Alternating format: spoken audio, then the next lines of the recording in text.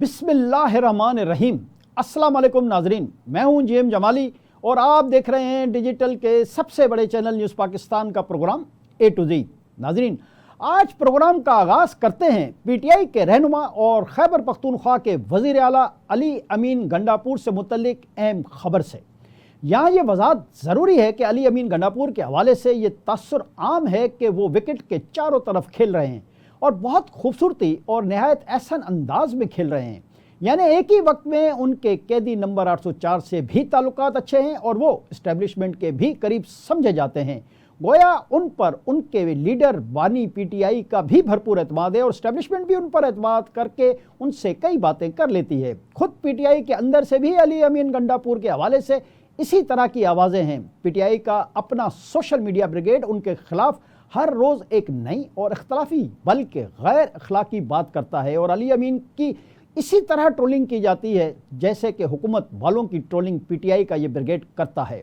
दूसरी तरफ यह हकीकत है कि अली अमीन गंडापुर का ओहदा यानी वजारत आला का कलमदान इस बात का मुतकाजी है कि वो रियासत के उमूर चलाने में रियासती मशीनरी का साथ दें और रियासती इदारों के अहकामात की पासदारी भी करें, तो दूसरी तरफ अपने पार्टी लीडर को जवाबदा होने के लिए इन्हें पार्टी लीडर से भी बनाकर रखना पड़ती है। यहाँ शायद ये कहना मुनासिब होगा कि अली अमीन गंडापुर बज़ाहिर चक्की के दो पार्टों में बुरी तरह पिस रहे हैं, लेकिन दूसरी तरफ उनके बारे में ये भी तासुर किसी हद तक दुरुस्त मालूम होता है कि वो इस वक्त भरपूर सियासत कर रहे हैं और अब तक बड़ी कामयाबी से अपनी हिकमत अमली में कामयाब हैं। लेकिन पीटीआई के हलकों से ये आवाज़ें भी बार बार सुनाई दे रही हैं कि अली अमीन गंडापुर को बहुत जल्द उनके ओहदे से फारिग कर दिया जाएगा।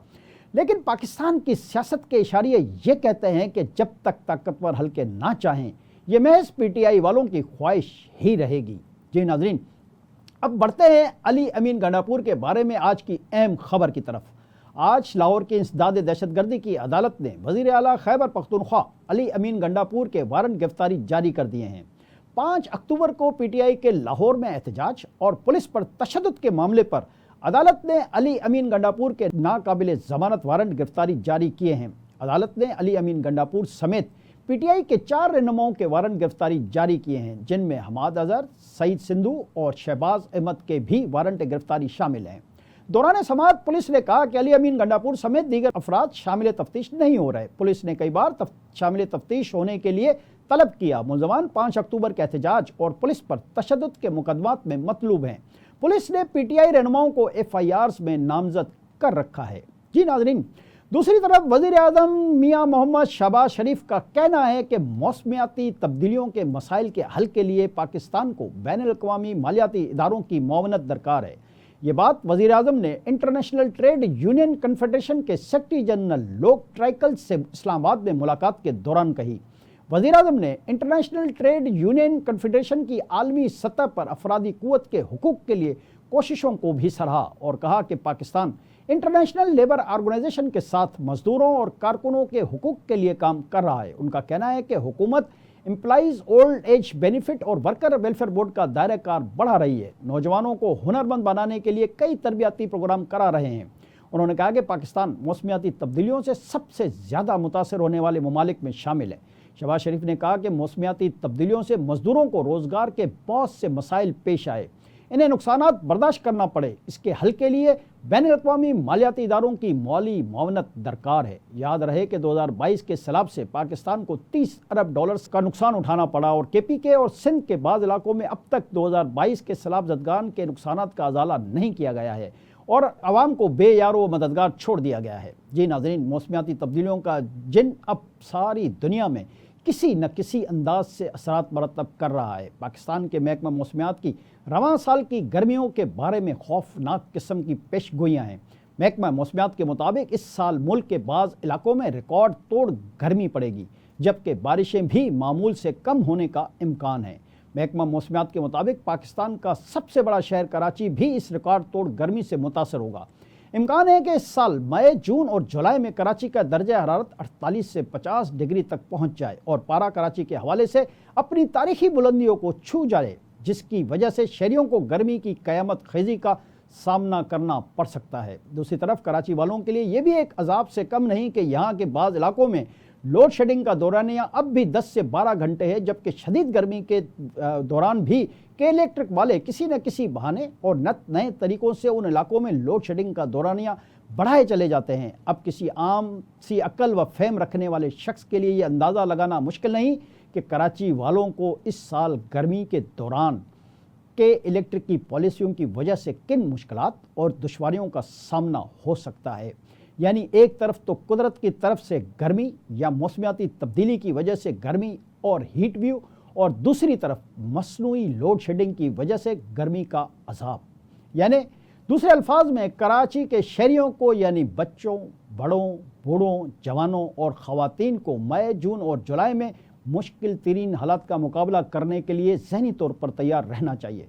मगर बात यहाँ पर ख़त्म नहीं होती। कराची वालों को इसके अलावा भी एक और बड़े बल्कि संगीन अजाब को भी झेलना पड़ेगा, यानी शहरियों को पानी की किल्लत का भी सामना करना पड़ेगा। कराची वालों के लिए पहले ही टैंकर माफिया की शक्ल में एक बहुत बड़ा अजाब मौजूद है कि जो शहरियों का पानी चोरी करके कराची वालों ही को महंगे दामों फरोख्त करता है। दूसरी तरफ शदीद गर्मी में पानी का इस्तेमाल बढ़ने की वजह से भी ये क्राइसिस और भी ज़्यादा शदीद और संगीन हो जाता है, या दूसरे लफ्ज़ों में क्राइसिस और भी ज़्यादा शदीद और संगीन कर दिया जाता है ताकि टैंकर माफिया की ज़्यादा से ज़्यादा कमाई हो सके। यहाँ बस अपने नाज़रीन को समझाने के लिए हम इतना ही कहेंगे कि जो टैंकर माफिया इस वक्त ज़ेर बहस है, इस टैंकर माफिया के पीछे बड़े बड़े पर्दा नशीनों और नाम नेहात मुअज़्ज़ज़ सियासतदानों का ही हाथ है।